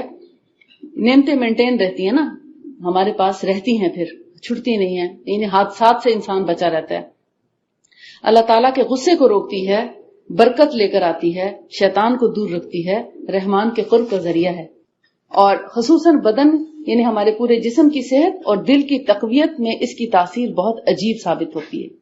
جسم اور دل سے گندے مادوں کو دور کرتی ہے. جب ہم سجدہ کرتے ہیں نا تو بہت اچھی بلڈ سرکولیشن ہوتی ہے، اور سجدے کے بعد جب ہم اٹھ کے کھڑے ہوتے ہیں تو اس میں ایک دم ہماری جو بلڈ فلو ہے پوری باڈی کے اندر بہت اچھے سے ہو جاتا ہے. نوافل زیادہ پڑھیں، ایکسرسائز بھی ہو جائے گی، اللہ تعالیٰ اجر دیں گے، ثواب دیں گے. بالکل لمبے لمبے سجدے کریں، لمبی لمبی رکوع کریں، آپ کتنی اچھی ایکسرسائز ہے. لیکن پھر اگین وہی پہلے والی بات کہ ہم صرف اس کے لیے کہ ہم ایکسرسائز کر رہے ہیں نماز نہیں، نیت وہی ہو رب کی رضا، انشاءاللہ آپ کو دوہرا فائدہ ملے گا. اچھا، اب فرض کریں کہ آپ پیشنٹ بن ہی چکے ہیں تو پھر کریں کیا؟ اگر پرماننٹ ان کے کلائنٹ بن ہی چکے ہیں تو کیا کریں، کیسے چھٹکارا ہے؟ نبی صلی اللہ علیہ وآلہ وسلم نے ہمیں ایک تو پرہیز کا طریقہ بتایا ہے کہ آپ اپنے آپ کو ایسی غذاؤں کا عادی کریں جو آپ کو فائدہ دینے والی ہیں اور نقصان نہیں دینے والی. پھر کم کھانا، تھوڑی عادات تبدیل کریں، تھوڑا اپنا لائف سٹائل تبدیل کریں، رات کو عشاء کے بعد باقی کاموں کو چھوڑ کے جلدی سونے کی کوشش کریں اور صبح جلدی اٹھ کے اپنے رب کے آگے جھکنے کی کوشش کریں. بہترین زندگی پائیں گے، لمبی عمر پائیں گے، اللہ تعالیٰ اس عمر میں بھی برکت دے گا. پھر نیک اولاد ہوگی، اولاد آپ کو جب نماز پڑھتا دیکھے گی، وہ بچے بھی آپ کے پھر نماز پڑھنے کی کوشش کریں گے. اچھا، اب اگر آپ پیشنٹ ہو ہی گئے کسی چیز کے تو میں آپ سے پوچھوں گی کہ آپ کو کیا کیا تکلیف ہے، تو آپ مجھ سے سوال بھی کر سکتے ہیں. انشاءاللہ میں 5 منٹ میں جو اور دیں میں آپ کو تھوڑا سا بتانا چاہوں گی کہ ان تمام بیماریوں کو جو اس وقت لاحق ہیں، سب سے پہلے تو ہمارا اپنا ایمان اور عقیدہ درست کرنے کی ضرورت ہے، اللہ تعالیٰ سے تعلق جوڑنے کی ضرورت ہے، اور نماز اس کا سب سے بہترین ذریعہ ہے. اچھا، اب دیکھیے کہ رسول اللہ صلی اللہ علیہ وسلم نے پرہیز کا طریقہ بتایا. آپ نے فرمایا اپنے برتنوں کو ڈھانک کے رکھو, ان کو اوپن مت چھوڑو, اور بسم اللہ پڑھ کر ڈھانکو. جس برتن کو بسم اللہ پڑھ کے ڈھانکا جائے اس میں شیطان نہیں داخل ہو سکتا. اپنا گھر میں آؤ, دروازہ بند کرو تو بسم اللہ پڑھ کر بند کرو. جس دروازے پہ بسم اللہ پڑھی جائے شیطان اس میں انٹر نہیں ہو سکتا, اس کو اجازت نہیں ہے, اور نہ وہ کھول سکتا ہے بسم اللہ پڑھے ہوئے دروازے کو. ہمیں کتنی شکایات ہیں, اثر ہو گیا, نظر ہو گئی, اثر ہو گیا. ہر شخص یہی بات کرتا نظر آتا ہے. بھئی کون اثر کر سکتا ہے اور کون نظر کر سکتا ہے؟ اگر آپ بسم اللہ کا اہتمام ہر کام میں کریں تو آپ کو کسی چیز کا کوئی اثر نہیں اور کوئی نظر نہیں. باوضو رہیں نظر بھی نہیں, باوضو رہیں جادو کا اثر بھی نہیں, باوضو رہیں کوئی آسیب نہیں, کوئی جنات شیاطین آپ کے پاس نہیں آ سکتے, کیونکہ یہ نجس چیزیں ہیں اور یہ گندگی کی تلاش میں رہتی ہیں. شیاطین ہمیشہ گندگی کی تلاش میں رہتے ہیں. جو لوگ صفائی کا اہتمام نہیں کرتے, بال بڑھ رہے ہیں, بدبو آ رہی ہے, اوپر سے پرفیوم لگا لیتے ہیں, اندر بدبو آ رہی ہوتی, تو جن لوگوں کی اندرونی گندگی ان کو محسوس ہوتی ہے ان کے پیچھے لگتے ہیں. ویسے تو ہم ڈرتے ہیں ان سے, مگر صفائی ستھرائی کا اہتمام نہیں کرتے. تو اپنی اندرونی جسمانی صفائی ستھرائی اور پاکیزگی کا اہتمام رکھیں, اور اپنے اندر سے بدبو کے بھپکے نہ آنے دیں. کیونکہ ایک تو آپ لوگ اسپیشلی جیسے نان مسلم کے اندر رہتے ہیں تو گندی مثال ہے ان کے لیے اگر مسلمان سے کوئی بو آئے. اور جبکہ اسلام ہمیں سب سے زیادہ طہارت اور پاکیزگی اور صفائی ستھرائی کا حکم دیتا ہے. اپنے باتھ روم صاف رکھنا, اپنا جسم اور لباس صاف رکھنا, اپنے گھروں کو صاف رکھنا, اپنے لباس کو, ہر چیز کو صاف رکھنا, ایک اچھی مثال قائم رکھنا, اچھے اخلاق کے ساتھ ان کے ساتھ پیش آنا, ان کے دلوں کو لبھانا تاکہ وہ ہمارے اسلام کی طرف مائل ہوں. ہو سکتا ہے کوئی ایک جان بھی اگر ہماری وجہ سے جہنم سے بچ جائے اور جنت میں چلی جائے تو ہمارے لیے کتنے قیامت کے دن فائدہ مند ہوگا. پرہیز کا طریقہ یعنی آپ کھانا بھی رکھیں, کچھ بھی ہو تو اس کو ڈھانک کے رکھیں اور بسم اللہ پڑھ کر ڈھانکیں. پھر بھوک رکھ کے کھانا کھانا, کم کھانا کھانا, دائیں ہاتھ سے کھانا, کھانے سے پہلے بسم اللہ ضرور پڑھنا. اور اگر کوئی چیز ایسی ہے جس کا ڈھکن نہیں ہے تو اس کے اوپر چاہے آپ کوئی اسٹک بھی رکھ دیں, پینسل رکھ دیں, یا کوئی ایسی چھڑی رکھ دیں, کوئی ڈوئی رکھ دیں, کھانے کا ڈونگے کا چمچ ہی بسم اللہ پڑھ کر اس کے اوپر رکھ دیں. ایٹ لیسٹ اس کو کچھ نہ کچھ کور کر کے رکھیں. رقیہ اور دم میں نے آپ کو پہلے ہی بتا دیا تھا کہ جو اللہ کا نام ہے, اللہ کی کلام ہے, نبی صلی اللہ علیہ وسلم نے کچھ دم اور موضوعات سکھائے, جیسے اعوذ بکلمات اللہ التامات من شر ما خلق. اسی طرح بسم اللہ ارقیک من کل شیء یؤذیک من شر کل نفس او عین حاسد اللہ یشفیک بسم اللہ ارقیک. اسی طرح اذهب البأس رب الناس واشف انت الشافی لا شفاء الا شفاؤک شفاء لا یغادر سقما. یہ ایسے دم ہیں جو جسمانی, روحانی, نظر, جادو, تمام چیزوں کے لیے یہ دم ہے. یہ جو دم ہے یہ جنرل دم ہے, لیکن کچھ خاص جیسے بخار, پھوڑے, پھنسیاں, اور اس کے لیے خصوصی دم بھی بتائے گئے ہیں. بچھو کاٹ لے اس کا الگ دم ہے, سانپ کاٹ لے اس کا الگ دم ہے, وہ دم الگ سے بھی بتائے گئے ہیں رقیہ جات. لیکن ایک جنرل رقیہ ہے, اور آج کل تو آپ کے ہر ایک کے پاس فون ہے اور فون کے اندر ایپس ہیں. ایپس میں آپ کوئی بھی رقیہ شریعہ وہ آپ ڈاؤن لوڈ کر کے اور اس سے فائدہ اٹھا سکتے ہیں.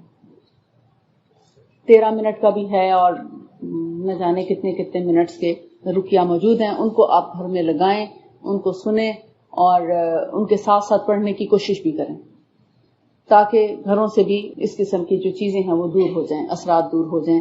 بخور جو ہے رسول اللہ صلی اللہ علیہ وسلم کا طریقہ ہے, ہم لوگ اسپرے کرتے ہیں گھروں میں, وہ بھی زہریلے, اس سے بھی پیشنٹ تیار ہوتے ہیں کہ ہر مہینے اسپرے کرنا یا ہر سیزن چینج کرنے پر جو اسپرے کیے جاتے ہیں کیڑے مار, اس سے ہم بھی تھوڑا تھوڑا جو ہے اثر تو لیتے ہیں. ہمارے جب لنگز میں وہ اثر جاتا ہے اس کا تو ہمیں بھی افیکٹ کرتے ہیں, اس سے بھی ہمارا امیون سسٹم ویک ہوتا ہے, الرجیز ڈیولپ ہوتی ہیں, سانس صحیح نہیں آتا, یا وٹ ایور بہت سے پرابلم جو ہیں وہ شروع ہو جاتے ہیں, ہمارا امیون سسٹم ویک کرتے ہیں. اللہ کے رسول صلی اللہ علیہ وسلم نے کچھ ایسی دوائیں بھی بتائی ہیں, جیسے کلونجی ہے, بلیک سیڈز جن کو نائجیلا سیٹیوا سیڈز بھی کہا جاتا ہے, یہ انین سیڈز نہیں ہیں. اس کی پہچان بھی ہونی چاہیے, اس کے ٹیسٹ میں بھی فرق ہے, اس کی شکل میں بھی فرق ہے. تو کبھی بھی انین سیڈز لکھا ہوا اور نیچے کلونجی لکھا ہوا مت خریدیں. یہاں دیسی سٹور سے مجھے لوگوں نے بتایا کیسے مل رہے ہیں. ہمیشہ نائجیلا سیٹیوا سیڈز اگر ہیں تو اسی کو کلونجی سمجھو, وہی آپ خریدیں. چاہے ایک چٹکی کھا لینا بہت سی بیماریوں میں شفا دے دیتا ہے. پھر آپ صلی اللہ علیہ وسلم نے جتنی بھی دوائیں بتائی ہیں وہ سب کی سب ہماری باڈی کو ڈیٹاکس کرنے والی ہیں. آپ نے فرمایا استفراغ سے کام لو، بیماریوں سے شفا پاؤ. استفراغ کیا؟ آپ دیکھیں روزہ جیسے استفراغ کرتا ہے، ہمیں ڈیٹاکس کرتا ہے، ہمارے جسم کو اندرونی طور پر، ہمارے لیور کو اسپیشلی بہت سکون دیتا ہے، آرام دیتا ہے، ہمارے معدے کو آرام ملتا ہے، ہمارے لیور کو آرام ملتا ہے. جیسے ہم اپنے سٹور فل کر لیتے ہیں نا اور اس میں پھر گندگی مچ جاتی ہے، ایسے ہی ہمارا جو جگر ہے نا، لیور، یہ ایک سٹور کی مانند ہے، اس میں سب چیزیں سٹور ہو جاتی ہیں اور بوقت ضرورت وہ اپنے باڈی کو جو ہے وہ پرووائڈ کرتا رہتا ہے. اور اسی طرح جو سٹور روم ہے، اگر ہر چیز اس میں سیٹ پڑی ہے تو ہمیں مشکل وقت میں ہم اس میں سے چیز اٹھا سکتے ہیں، لیکن جب ہم اس میں سب کچھ ڈمپ کرتے جائیں تو ہمیں پھر وقت پہ کچھ نہیں ملتا. یہی حال ہمارے جسم کا ہے. تو آپ یوں سمجھیں کہ رمضان میں ہمارے لیور کی صفائی ہو جاتی ہے، پورے کا پورا ڈیٹاکس ہو جاتا ہے، جس سے ہمارے باڈی میں انرجی لیول بڑھ جاتا ہے. پھر کچھ دوائیں اور بھی ہیں جیسے قسط الہندی اور قسط البحری. یہ جو بلیک سیڈ ہے نا، اینٹی فنگل، اینٹی الرجی، یعنی اگر کہیں فنگس ہو جائے، چاہے وہ آپ کے جیسے ہوتا ہے نا پارٹس پہ فنگل انفیکشن ہو جاتے ہیں، ان کے لیے بہت اچھا ہے black seed oil. Vaginal infection, یسٹ infection, یہ اینٹی بیکٹیریل ہے، اینٹی فنگل ہے، اینٹی الرجی ہے اور اینٹی انفلامیٹری بھی ہے بلیک سیڈ آئل. تو گھٹنوں کی انفلیمیشن ہو یا پاؤں کی کسی پھوڑے پھنسی کی وجہ سے انفلیمیشن ہو یا ویسے مسوڑے پھول جائیں، ان سب میں کام کرتے ہیں. جب آپ کو کسی بھی ہرب کا جو نبی صلی اللہ علیہ وسلم نے استعمال کی یا ان چیزوں کا جو اللہ کے رسول صلی اللہ علیہ وسلم نے استعمال کی پتہ چلے گا تو آپ کے دماغ میں ڈھیروں ریسیپیز گھومنے شروع ہو جائیں گی. مگر ایک بات ضرور یاد رکھیے، جو جس طریقے سے آپ کا دل چاہے آپ ضرور لیں، اس میں کوئی حرج نہیں ہے، مگر اللہ کے رسول کا طریقہ مت بھولیں، اس پر آپ پابند رہیں.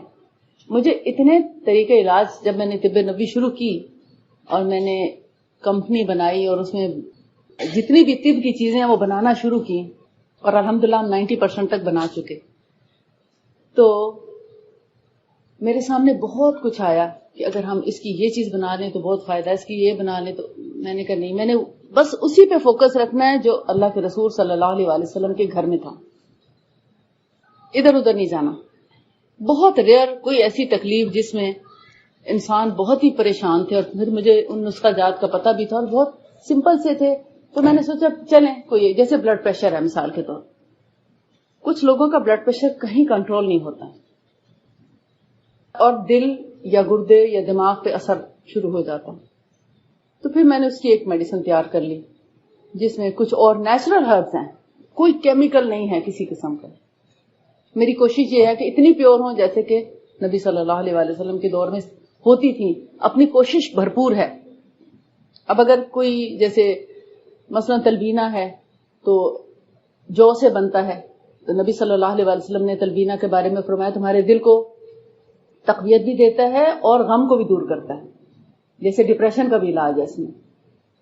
تلبینہ سے کولیسٹرول بھی ابھی ریسرچ ہوئی ہے اس پر کہ یہ کولیسٹرول کو بھی کم کرتا ہے، ہائی فائبر ہے، کانسٹیپیشن میں بھی فائدہ مند ہے، معدے کے اور آنتوں کے امراض میں بہت فائدہ مند ہے.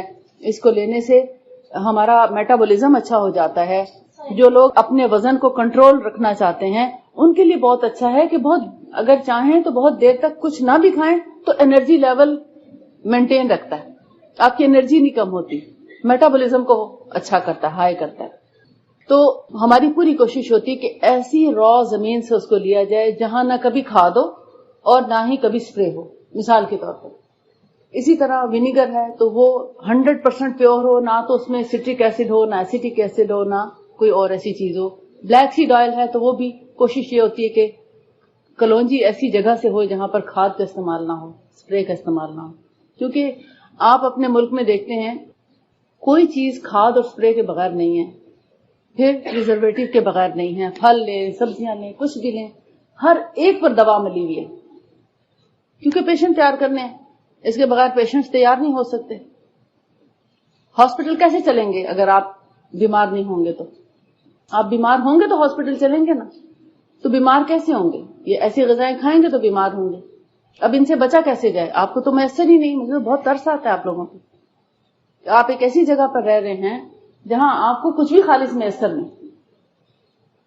آپ کی آگے آنے والی نسلیں جو ہیں وہ کیسے پروان چڑھیں گی، اور کیا ان کی ہمت ہوگی اور کیا ان کی طاقت ہوگی. بہرحال جتنی بھی چیزیں ہیں ان سب میں رسول اللہ صلی اللہ علیہ وسلم نے جو ہمیں بتائی ہیں سب میں ڈیٹاکسیفیکیشن کا عمل پایا جاتا ہے. اب آج کے دور میں ضرورت کس بات کی ہے کہ باڈی کو ڈیٹاکس کیا جائے. ونیگر ڈیٹاکس کرتا ہے، black seed oil, olive oil detox کرتا ہے، آلیوز ڈیٹاکس کرتے ہیں، پھر کستل ہندی کستل باہری ہے وہ ڈیٹاکس کرتی ہے، سنا مکی ڈیٹاکس کرتی ہے، کانسٹیپیشن کا بہت اچھا علاج ہے اس کے اندر. اسی طرح تلبینہ ڈیٹاکس کرتا ہے. آپ جو چیز لے لیں، جو کی روٹی ڈیٹاکس کرتی ہے، ہر چیز ڈیٹاکس کرنے والی ہے. پھر آپ صلی اللہ علیہ وسلم نے ایک طرف دواؤں کا بتایا تو سب ڈیٹاکس کرنے والی، دوسری طرف زمزم ہے تو ڈیٹاکس کرتا ہے پانی، زمزم آب زمزم ڈیٹاکس کرنے والا ہے، کھجور ڈیٹاکس کرنے والی ہے، جتنے پھل بتائے وہ سب کے سب ڈیٹاکس کرنے والے ہیں. اور پھر آپ صلی اللہ علیہ وسلم نے فرمایا کہ میں تمہیں شہد، قسط البحری اور حجامہ سے علاج کرنے کی تلقین کرتا ہوں. شہد آپ دیکھیں کتنی چیزوں کا علاج ہے. جل جائے، آپ کوئی بھی کسی بھی چیز سے جلا ہوا انسان ہو فوراً شہد لگا دیں، جیسا بھی شہد اویلیبل ہے لگا دیں، لیکن پانی نہ لگنے دیں اس کو. بس ایک چیز کا خیال رکھیں کہ اس کو پانی نہیں لگنے دینا جلی ہوئی جگہ کو. فوراً اگر آپ شہد لگا دیں گے حیران کن طریقے سے جلد واپس صحیح ہو جاتی ہے. کیونکہ جب شہد جس جلد پہ لگ جاتا ہے، اسکن اوپن بھی ہو جائے اگر جل کے، چھالا ٹوٹ کے اور پھر پھٹ کے اور بہت زیادہ ڈیپ بھی انفیکشن ہو جائے، ہنی لگا ہوا ہو وہاں، وہ ہماری جلد کی اتنی حفاظت کرتا ہے کہ کوئی جراثیم، کوئی بیکٹیریا، کوئی وائرس اس کے اندر گھس نہیں سکتا، اس جلد پر جا کر کوئی افیکٹ نہیں کر سکتا. اس لیے ایسے جسم جہاں جل جائے، زخم ہو جائے، چھری سے کام کرتے ہوئے کٹ جائے، آپ کے کچن میں اگر شہد رکھا ہے کٹ جائے، جل جائے، جہاں جو وہ کہتے ہیں نا برنول لگاؤ، کٹ جائے برنول، آپ ہنی لگاؤ، شہد لگاؤ، نیچرل چیز لگاؤ، آپ دیکھیں گے بہت کوئکلی ریلیف ہو جاتا ہے.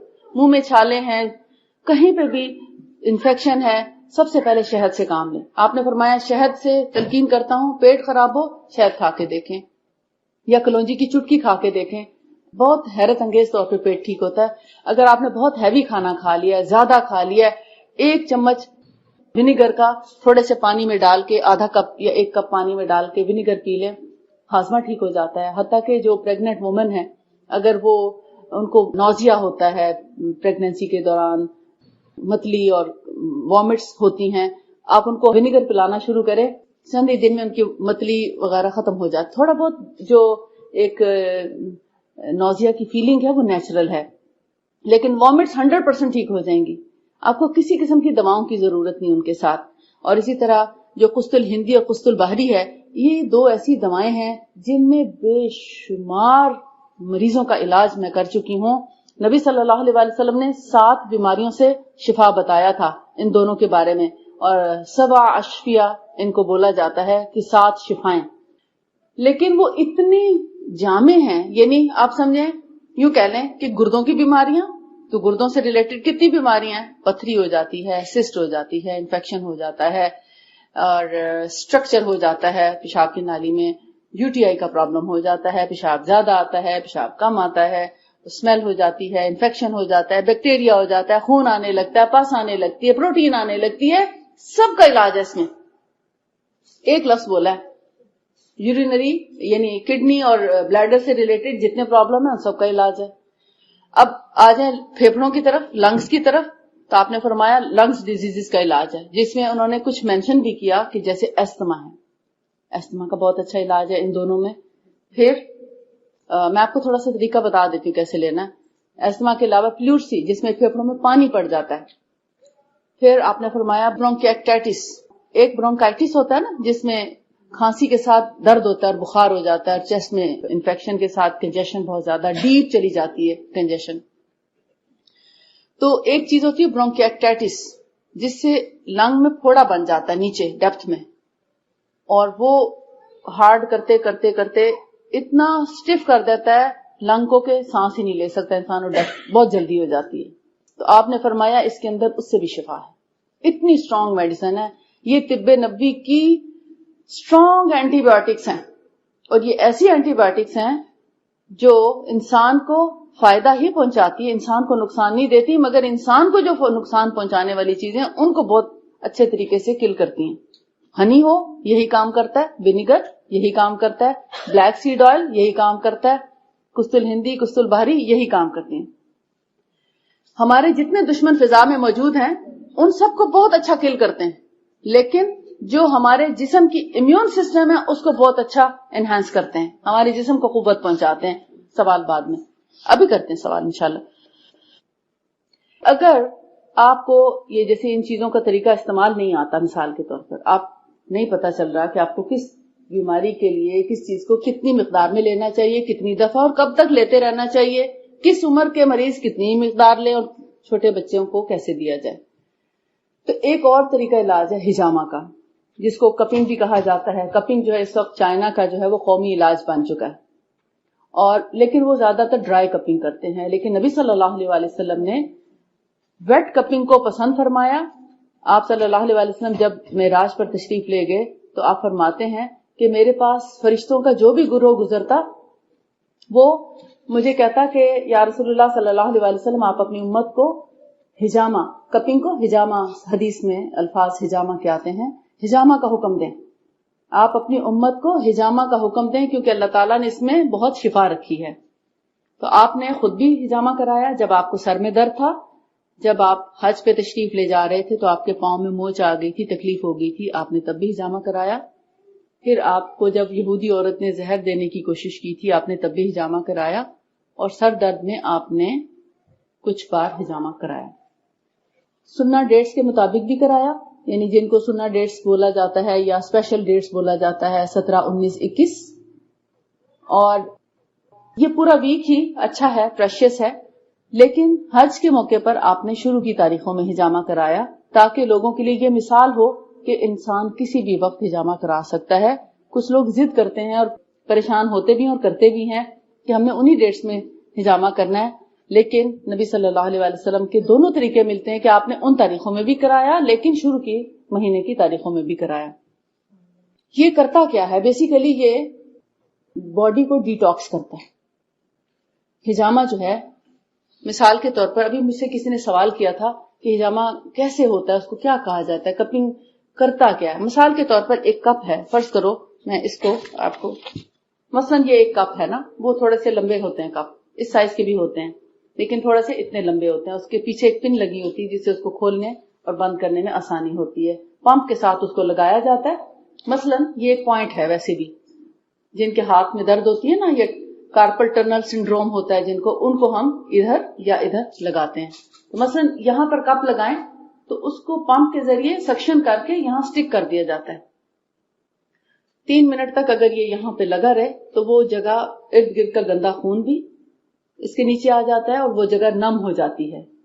پھر اس کو پن سے اتارا جاتا ہے, اس کو رکھ دیا جاتا ہے, اور اس جگہ پر اسٹرلائزڈ اسٹین لیس اسٹیل کے سرجیکل بلیڈز, بہت باریک بہت چھوٹے اتنے سائز کے ملتے ہیں, جن سے کرنا چاہیے. اگر کوئی اور کسی سے کرتا ہے تو غلط کرتا ہے, اس کو نہیں کرنا چاہیے کیونکہ اس سے لوگوں کو انفیکشن ہو جاتے ہیں, پرابلمز بھی ہو سکتے ہیں اور گہرا کٹ بھی آ سکتا ہے.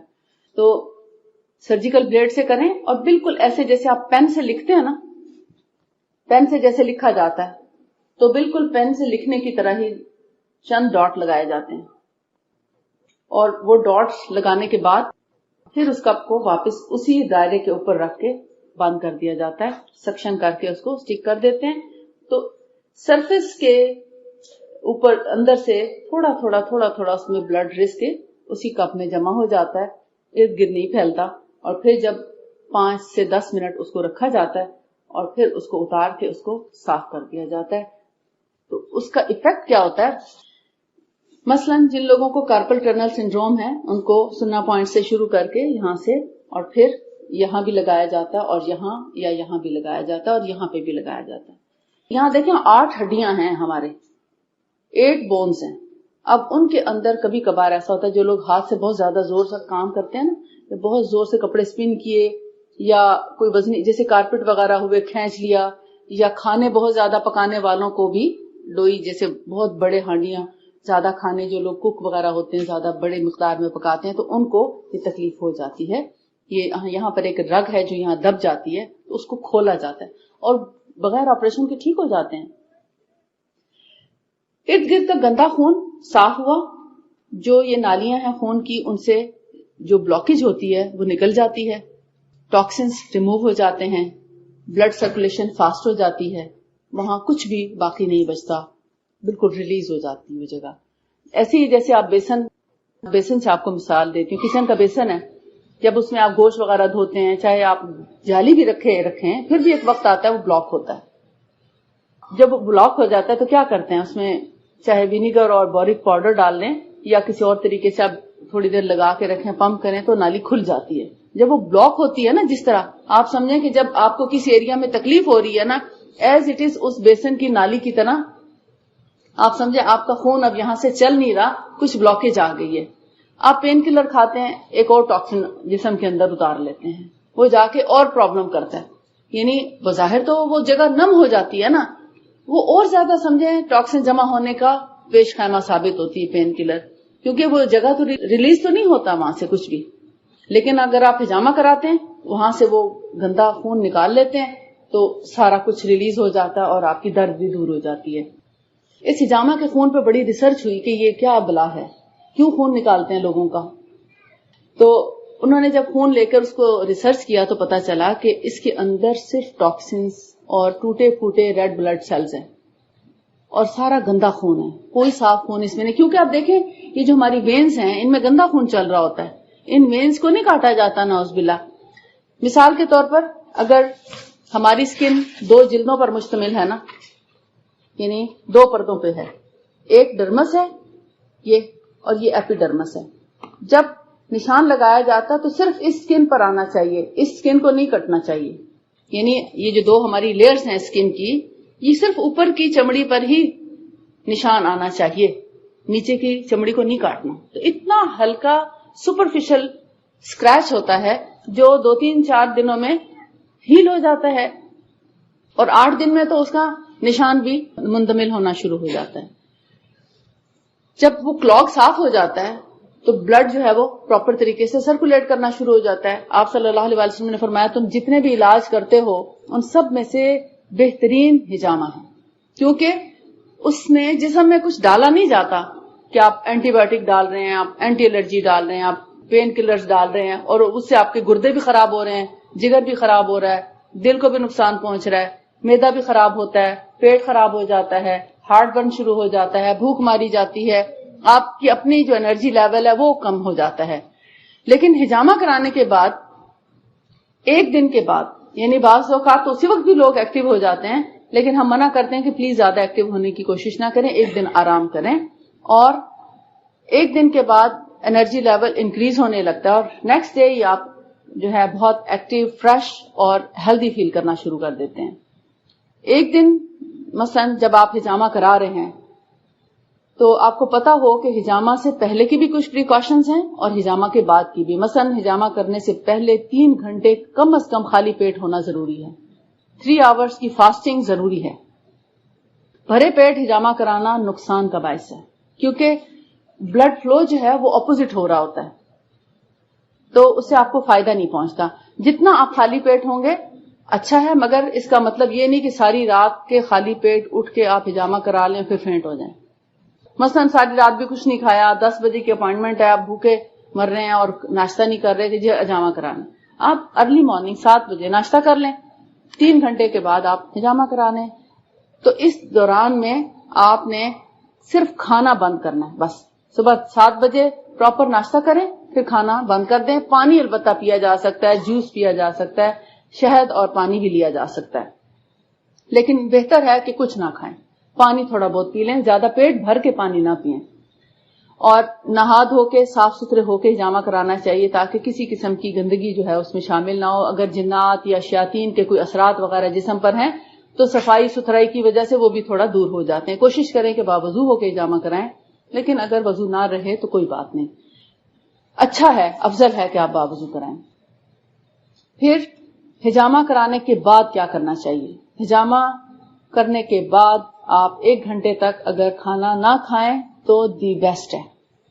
پانی البتہ پئیں، بلکہ ہجامہ کے فوراً بعد اگر آپ شہد والا پانی پئیں تو بہت اچھا ہے.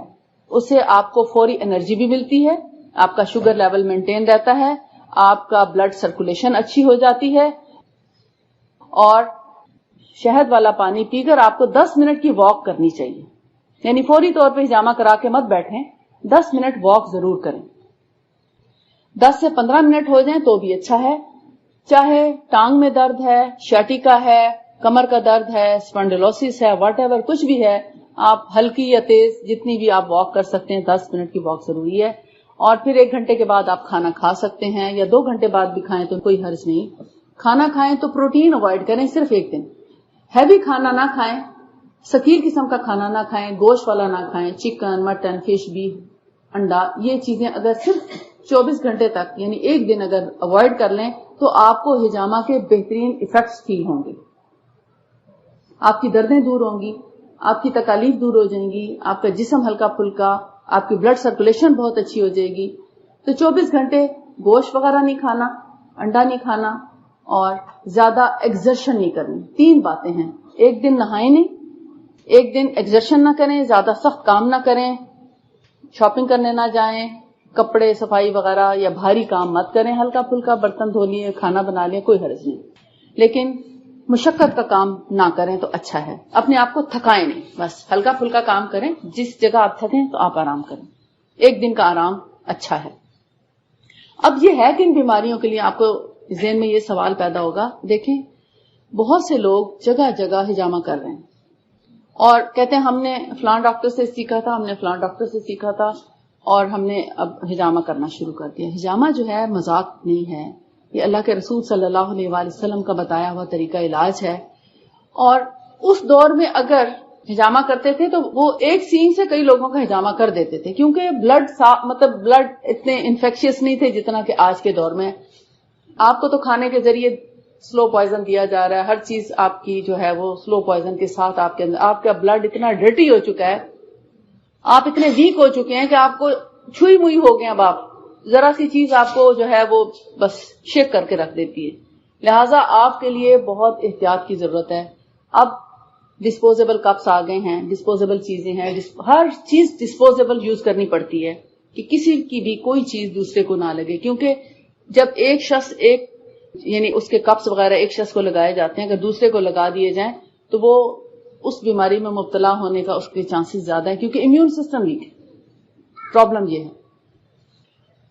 موسٹلی لوگ سننا پوائنٹس کر رہے ہیں. سننا پوائنٹس کیا کہلاتے ہیں؟ ویسے تو 13 ہیں سننا پوائنٹس، لیکن چلیں اگر آپ جاننا چاہتے ہیں کہ ہجامہ ہے کیا، آپ 3 سے 5 یعنی آڈ نمبرز میں ہجامہ کرا لیں، منیمم 3، اور اگر آپ زیادہ کرانا چاہیں تو آپ کی مرضی ہے، لیکن 3 to 5 پوائنٹس جو ہیں وہ سننا پوائنٹس کہلاتے ہیں، یعنی جو مین ہوتے ہیں یا بیسکس جن کو کہنا چاہیے. ورنہ تو نبی صلی اللہ علیہ وسلم نے یہاں بھی ہجامہ کرایا. یہ جو سر کا ہجامہ ہے میموری کے لیے ہوتا ہے. میموری امپروو ہوتی ہے، جادو ٹونے نظر کے اثرات دور ہوتے ہیں، حافظہ اچھا ہوتا ہے، پھر پوری باڈی کی سرکولیشن ہوتی ہے. اس کے علاوہ آپ کو پیرالسس سے پریونشن ہے، یعنی فالج سے انسان بچا رہتا ہے، میجر ڈیزیز سے بچا رہتا ہے.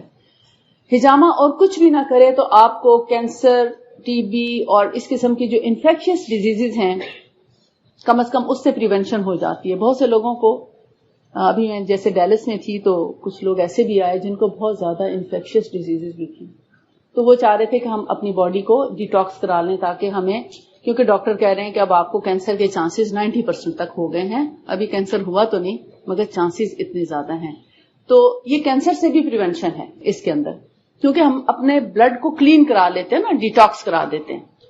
جگہ جگہ سے جیسے کرانے سے کیا ہے، آپ کا سارا باڈی جو ہے وہ ڈیٹاکس کے اسپیشلی پوائنٹس بھی ہیں کمر کے اوپر، جس سے آپ کے دل، آپ کے پھیپھڑے یعنی لنگس، لیور، کڈنی اور لوور پورشن کا ایک پوائنٹ ہے، اس سے آپ کے وہ جو ہے وہ ڈیٹاکس ہو جاتی ہے، پوری باڈی ڈیٹاکس ہوتی ہے، خون پورے کا پورا صاف کر دیا جاتا ہے. اس کے تقریباً 10 پوائنٹس ہیں.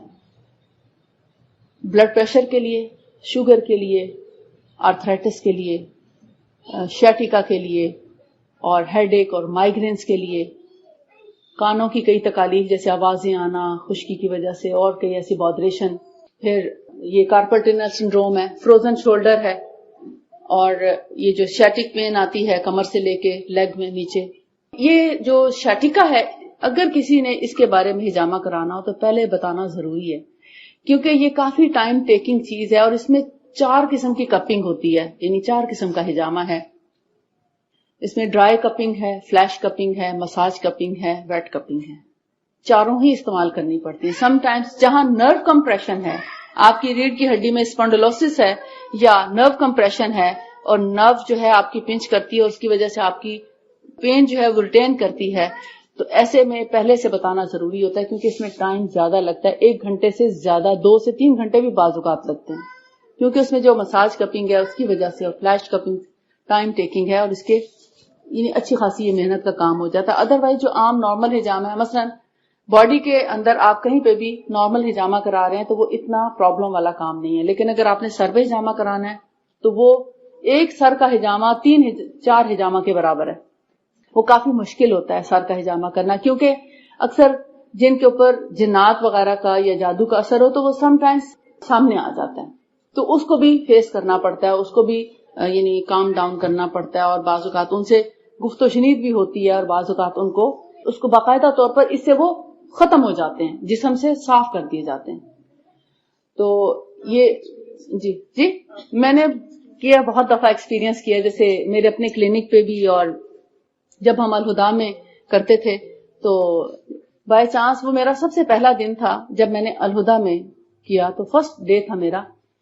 تو جب وہ سیکنڈ پیشنٹ تھا لیکن فرسٹ ڈے تھا، وہ کیا تو اس نے لڑنا شروع کر دیا آگے سے، کہ مطلب باقاعدہ طور پر بولتے ہیں یہ کیا ہو رہا ہے، چھوڑو مجھے، چھوڑ دو مجھے، میں ایسے کر دوں گا، میں ویسے کر دوں گا. یعنی جن حاضر ہو گیا اس کا، اور پھر وہ عورت جو ہے وہ بے ہوش ہو گئی.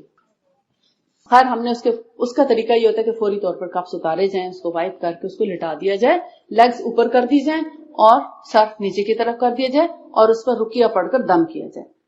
یہ جو چھوٹے چھوٹے بیٹھے نا ہجامہ کرنے کے لیے، تو بعض اوقات اگر جن حاضر ہو جائے اور کوئی فینٹ ہو جائے تو پھر آپ کو جو ہے کافی کچھ چیزیں یہاں پر فیس کرنا پڑ سکتی ہیں.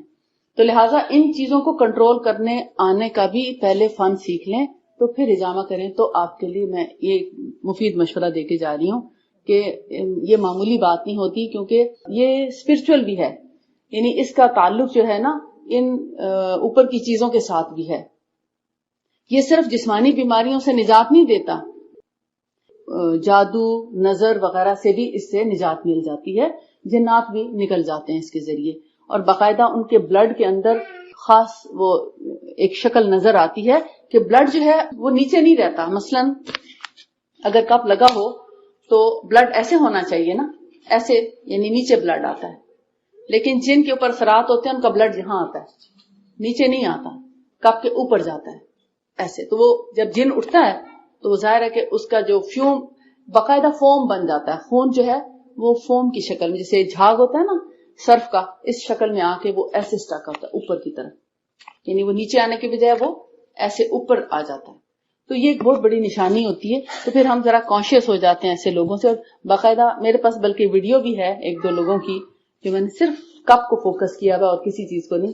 باقاعدہ وہ ابل رہا ہے خون، یعنی اس کے اندر جیسے ہانڈی ابلتی ہے اور اس کے اندر ببلز بنتے ہیں، باقاعدہ ابلتا ہوا خون نظر آ رہا ہے. تو وہ صرف اس لیے کہ اگر ہوتا ہے نا بعض لوگ یقین نہیں کرتے کہ ایسے کیسا ہو سکتا ہے کہ اس سے جنات ہوں اور اس طرح، تو ان کے لیے ہم نے ایک ثبوت کے طور پہ رکھا ہے کہ اگر وہ دیکھنا چاہیں تو ہم ان کو دکھا سکتے ہیں. تو جنات اور جادو دیکھیں، آپ ان سے گھبرائیں مت، یہ کچھ نہیں کر سکتے. جن جو ہے چاہے وہ اس کی عمر 200 سال بھی ہے نا، بوڑھا بھی ہے، تو اس کی عقل جو ہے نا وہ 10 سالہ بچے سے زیادہ نہیں ہے. تو اس لیے ان سے گھبرائیں مت.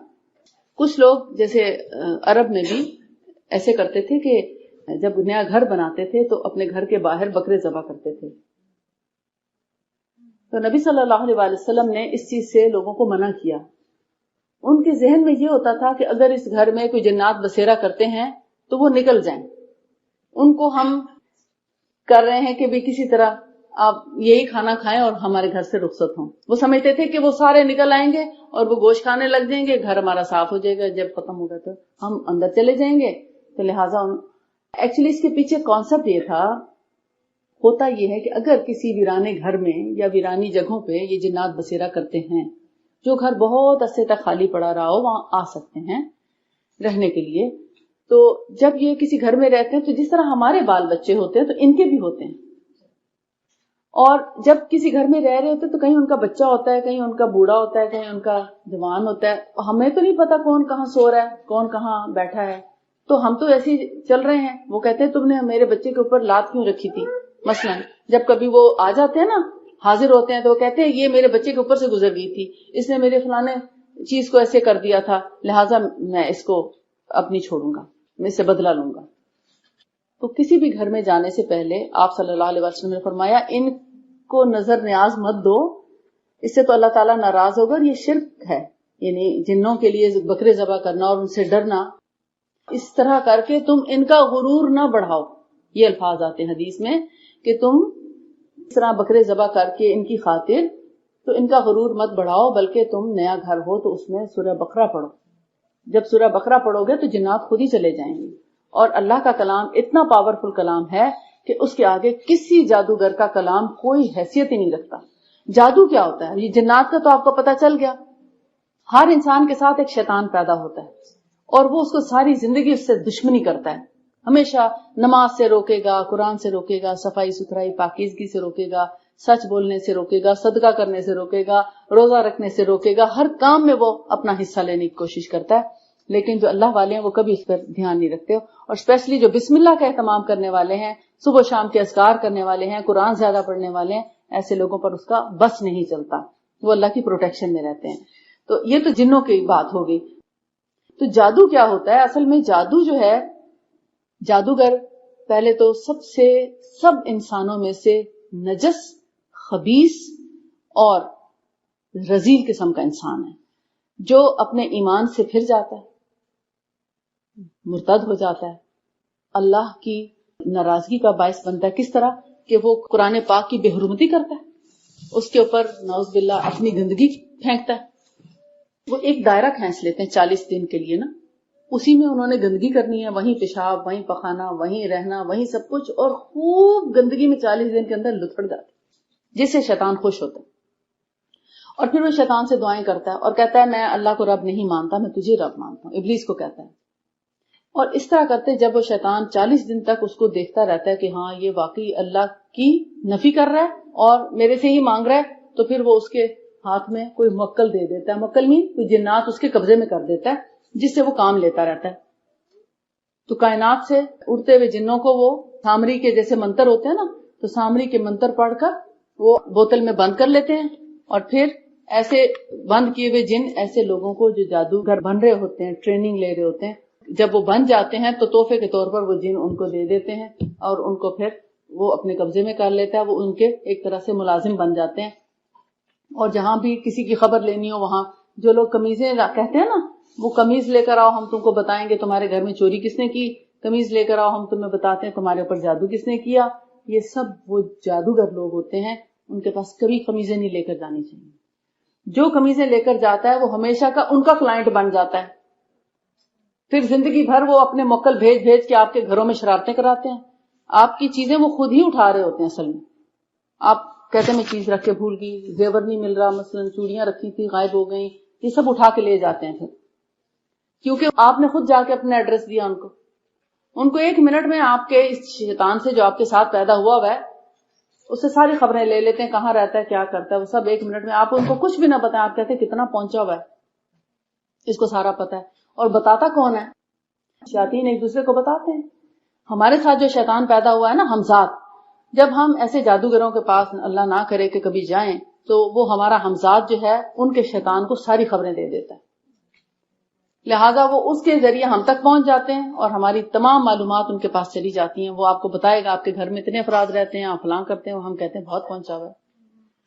تو ہم نے یہ دیکھا کہ جادوگر جو ہے انتہائی خبیث انسان ہے, اس سے بھی ڈرنے کی کوئی ضرورت نہیں. اس کے اپنے کچھ الفاظ ہوتے ہیں, جیسے وہ سامری کے منتر ہوتے ہیں ان کے پاس, سامری کا پتہ ہے نا آپ کو، جو موسیٰ علیہ السلام کے زمانے میں جب آپ گئے اللہ کی عبادت کے لیے، تورات لینے کے لیے، تو پیچھے انہوں نے زیور جمع کر کے بچڑا بنا لیا، تو پھر اس نے کہا کہ میں نے فرشتے کو جاتے محسوس کیا اور میں نے اس جگہ کی مٹی کو لیا اور وہ ایسے منتر پڑا، تو وہ اس میں اس جو سونے کا بنا ہوا بچڑا تھا اس پر پھونکا تو وہ بولنے لگ گیا، اور لوگوں کو کہا کہ یہ تمہارا خدا ہے۔ موسیٰ تو اپنے خدا کو ڈھونڈتا ہوا گم ہو گیا اور خدا بھی گم ہو گیا، لہذا اب اسی کو خدا مان لو، تو انہوں نے اس کو خدا بنا کے پوجنا شروع کر دیا۔ کچھ لوگوں نے اس کی بات مان لی۔ بہرحال وہ تو ایک لمبے قصے الگ سے ہیں۔ کہنے کا مقصد یہ ہے کہ جادوگر وہ سامری کے منتر پڑھ کر اور پھر کچھ لوگوں پر جنات مسلط کرتے ہیں، یا کچھ الفاظ ایسے وہ منتر پڑھتا ہے جس سے انسان متاثر ہوتے ہیں۔ آپ کہیں گے الفاظ سے کون کیسے متاثر ہو سکتا ہے؟ دو لوگوں میں لڑائی کس بات پہ ہوتی ہے اور اس لڑائی سے کوئی متاثر ہوتا ہے؟ اگر جیسے ایک گھر میں نند بھابھی ہیں تو وہ نوک جھونک کیا ہوتی ہے، اس سے کتنے دل کٹے رہتے ہیں، بعض اوقات سپریشنز کیوں ہوتی ہیں میاں بیوی میں؟ یہ صرف سب الفاظ کا کمال ہے۔ آپ کی اگر زبان میٹھی ہے سب آپ کے دوست ہیں، اگر آپ کی زبان اچھی نہیں سب آپ سے بھاگ جائیں گے۔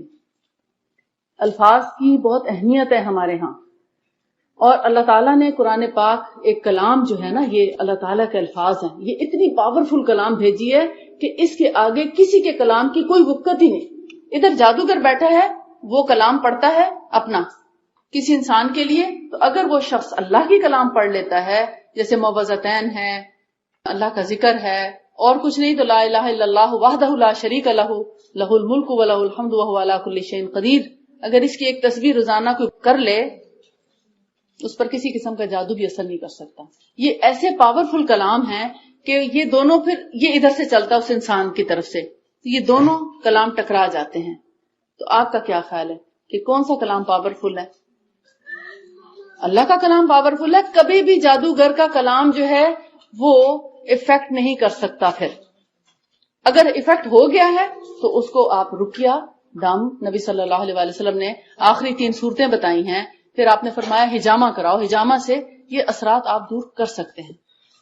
اور اگر جیسے آپ کو احساس ہوتا ہے کہ جیسے کچھ لوگ کہتے ہیں مجھے لگتا ہے میرے پیچھے کوئی ہے، یا مجھے رات کو ایسے دباؤ فیل ہوتا ہے، یا آپ کو کچھ آوازیں آتی ہیں گھر سے، تو ہے کچھ ہے اگر، تو بھی آپ ان سب چیزوں کا علاج کرا سکتے ہیں۔ اس کے لیے دیکھیں، سب سے پہلی بات نماز کی پابندی کریں، باوضو رہنے کی کوشش کریں، صبح و شام کے اذکار کریں، دعائیں کریں، اللہ سے دعا خاص طور پر خصوصی دعا کریں، اور پھر ہجامہ بھی کرائیں، اور ساتھ میں اپنے اوپر ہر روز ایک دم کیا کریں جو اللہ کے رسول صلی اللہ علیہ وسلم نے کیا تھا، سورہ اخلاص، فلق اور ناس، ان تینوں صورتوں کو ایک ایک دفعہ پڑھ کے ہاتھوں پہ پھونک ماریں، اور سر سے لے کر پورے جسم پر سامنے کی طرف اور پھر پیچھے کی طرف اور بازوؤں پر بھی، ہر جگہ آپ نے فرمایا جہاں تک تمہارا ہاتھ پہنچے، یعنی اپنے جو پرائیویٹ پارٹس ہیں ان پر بھی کپڑوں کے اوپر سے سارا ہاتھ پھیر کے، ایک پوری طرح کا آپ سمجھے روحانی شاور ہے یہ۔ جیسے آپ جسمانی گندگی کو پانی سے دھو کے صاف کر لیتے ہیں، تو اسی طرح آپ اللہ کی کلام کے ساتھ اپنے اوپر سے یہ شیطانی نجاست جو ہے اس کو دھو لیتے ہیں۔ تو اس کے 3 اوقات ہیں، جو سنت طریقہ ہے اس کا 3 اوقات ہیں۔ اگر آپ چاہتے ہیں نا اس سے آپ ہم صحیح طریقہ استعمال نہیں کرتے جس کی وجہ سے افیکٹو نہیں ہوتا۔ سب سے پہلے فجر کے بعد، فجر کی نماز کے بعد ان کو پڑھیں، 3 دفعہ دم کریں اپنے اوپر، ایک ایک دفعہ تینوں صورتیں پڑھ کے پورا دم کریں، پھر پڑھیں صورتیں، پھر دم کریں، پھر صورتیں پڑھیں، پھر پورے جسم پر مسح کر کے دم کریں۔ پھر عصر کے بعد اسی طرح 3 دفعہ کریں، پھر سونے سے پہلے 3 دفعہ کریں۔ تو کسی جادوگر کی مجال نہیں ہے، کسی جن کی اور کسی آسیب کی مجال نہیں ہے کہ وہ آپ کو ٹچ کر سکے۔